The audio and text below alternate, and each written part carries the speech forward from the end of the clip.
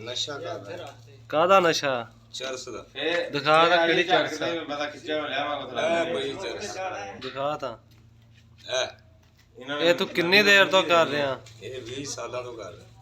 ਇਹ ਤੋਂ ਬਗੈਰ ਕੋਈ ਗੁਜ਼ਾਰਾ ਨਹੀਂ ਆਪਣਾ।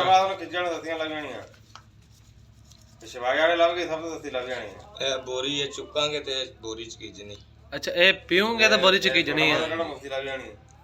ਇਹ ਮਜ਼ਦੂਰ ਭਾਈ ਆ ਜੀ, ਆ ਬਾਹਰ ਗੰਦਮ ਦਾ ਟਰਾਲਾ ਲੋਡ ਖਰਾ ਵਾ। ਇਹ ਕਹਿੰਦਾ ਇਹ ਚਰਸ ਵਾਲੀ ਸਿਗਰਟ ਪੀਵਾਂਗਾ ਤਾਂ ਮੈਂ ਬੋਰੀ ਚੱਕਣ ਦੇ ਕਾਬਿਲ ਹੋਵਾਂਗਾ। ਅਗਰ ਮੈਂ ਚਰਸ ਵਾਲਾ ਸਿਗਰਟ ਨਹੀਂ ਪੀਵਾਂਗਾ ਤਾਂ ਮੇਰੇ ਕੋਲ ਬੋਰੀ ਨਹੀਂ ਚਕੀਜਣੀ। ਇਹ ਹੁਣ ਆਪਣੀ ਤਿਆਰੀ ਫੜਨ ਲੱਗਾ ਵਾ। ਕਿੰਨੇ ਚੈਨਲ ਤੇ YouTube ਤੇ ਤੇਰੇ ਦੇ ਵੇਖਣ ਵਾਲੇ ਆ? ਵੇਖਣ ਹਾਂ ਵੇਖ ਭਾਈ ਇਹ ਕੀ ਕਰ ਰਿਹਾ? ਦਵਾਈ ਤਿਆਰ ਹੋ ਰਹੀ।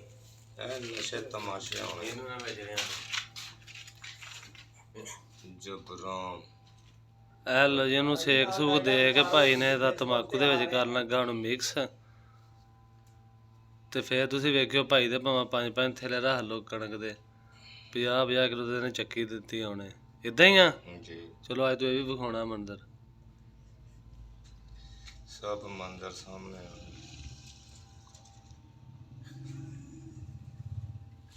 ਚਾਹ ਦਾ ਕਰੋ ਬੰਦੋਬਸਤ। ਚਾਹ ਦਾ ਬੰਦੋਬਸਤ ਕਰੋ ਤੇ ਉਸਤਾਦ ਲਈ ਬੋਰੀਆਂ ਵੀ ਸਿੱਧੀਆਂ ਕਰੋ। ਜਹਾਜ਼ ਤਿਆਰ ਹੋਣ ਲੱਗਾ। ਰੱਸੇ ਖੋਲ ਦਿਓ। ਖੋਲ ਗਏ ਜੀ, ਖੋਲ ਗਏ। ਤੁਸੀਂ ਤਿਆਰੀ ਫੜੋ ਬਸ।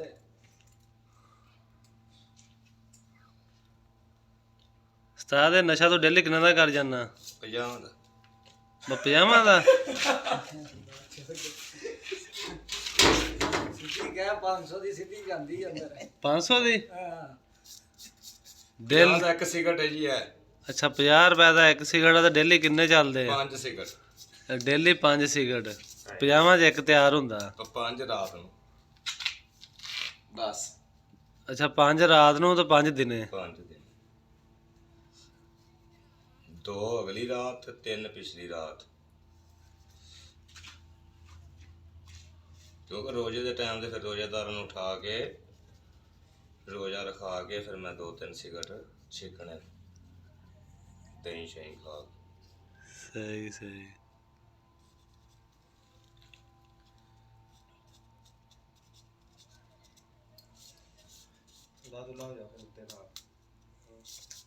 ਨਾਲੇ ਆ ਲੋ ਜੀ ਜਹਾਜ਼ ਤਿਆਰ।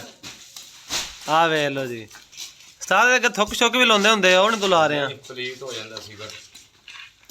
ਉਹ ਕਾਹਤੋਂ ਲਾਉਂਦੇ ਹੁੰਦੇ? ਥੁੱਕ ਕਿਹੜਾ ਕੇ ਲਾਉਂਦੇ ਹੁੰਦੇ? ਉਹ ਉਹਨਾਂ ਨੂੰ ਬਿਮਾਰੀ ਹੁੰਦੀ ਵੈਸੇ ਕੈਂਸਰ ਦੀ ਬੜੀ ਵੱਡੀ, ਜਿਹੜੇ ਉਹ ਬਗੈਰ ਲਾਉਣ ਨਹੀਂ ਮੈਨੂੰ ਕਿਸੇ ਬੰਦੇ ਨੇ ਦੱਸਿਆ ਕਿ ਤਾਂ ਲਾਉਂਦੇ ਕਿ ਜਲਦੀ ਜਲਦੀ ਸਿਗਰਟ ਗਾਂ ਚੱਲੇ ਵੀ ਨਾ। ਨਹੀਂ ਚੱਲਦੇ ਨਾ। ਉਹ ਸਿਗਰਟ ਇੱਥੋਂ ਪਾਟ ਜਾਂਦਾ ਸਾਈਡ ਤੋਂ, ਫਿਰ ਪੂੜਾ ਬਣਿਆ ਹੁੰਦਾ ਨਾ ਕੱਚਾ। ਅੱਛਾ ਅੱਛਾ। ਉਹ ਅੱਗ ਪੈਂਦੀ ਥੱਲੇ ਤੱਕ ਟੁਰ ਜਾਂਦੀ। ਟੈਟ ਬਣਿਆ ਹੋਵੇ ਫਿਰ ਲਾਉਣ ਦੀ ਕੋਈ ਲੋੜ ਨਹੀਂ। ਅੱਛਾ ਅੱਛਾ। ਆਹ ਟੈਟ ਬਣਿਆ। ਇਹਨੂੰ ਭਾਵੇਂ ਤੂੰ ਮੋਟਰਸਾਈਕਲ ਤੇ ਬਹਿ ਕੇ ਸਿੱਖ ਲੈ। ਇਹ ਵੇਖ ਲੋ ਜੀ, ਇਹ ਇਮਰਾਨ ਖਾਨ ਦੇ ਜਾਣ ਦੇ ਕੰਮ ਵਿੱਚ ਇਹ ਜਰਾ ਪੀ ਰਿਹਾ ਕਿ ਇਮਰਾਨ ਖਾਨ ਦਾ ਬੜਾ ਵੱਡਾ ਫੈਨ ਸੀ।